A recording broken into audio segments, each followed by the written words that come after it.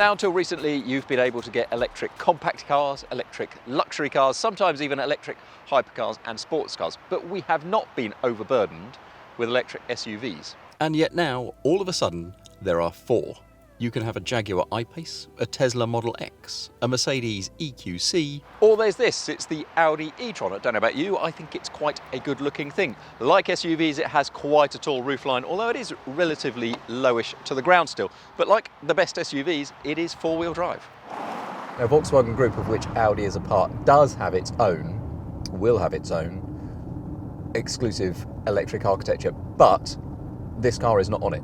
So unlike the Jaguar I-Pace or the Tesla Model X, I mean obviously the Tesla Model X, this isn't an electric only platform. Instead, this architecture is an adapted one from the regular Q5 SUV.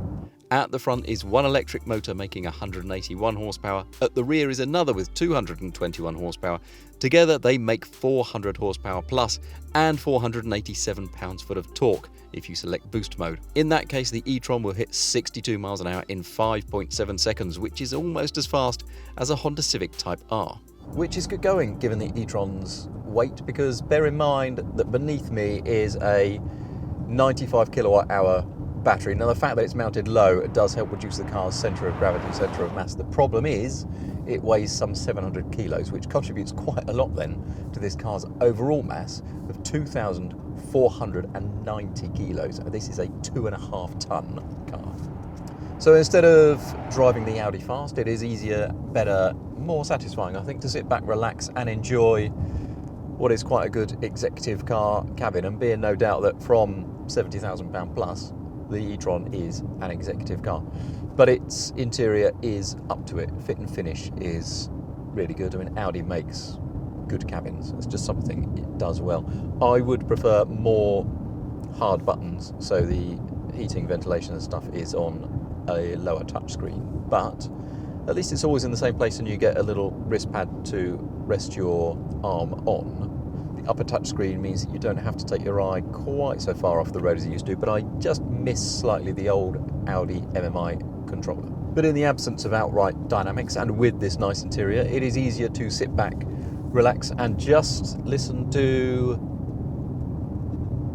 very little. Now, there is a thing with electric vehicles in that because of the absence of engine noise, other noises are accentuated. So I'm noticing road noise more, I'm noticing wind noise more. In fact, you can get optionally cameras to replace mirrors, which improves both the drag coefficient but also should reduce the wind noise too. But either way, although you notice other noises more, overall this is a very quiet car.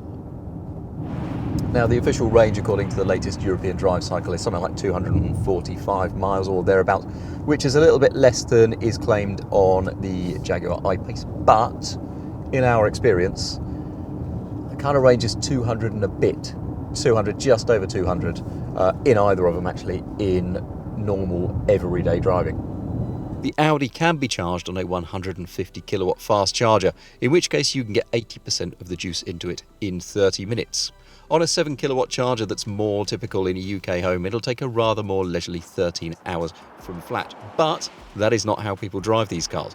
The modus operandi for most EV users is to charge at home overnight and then travel a relatively regular commute in the daytime. A regular commute that in the e-tron is about as relaxing as they come.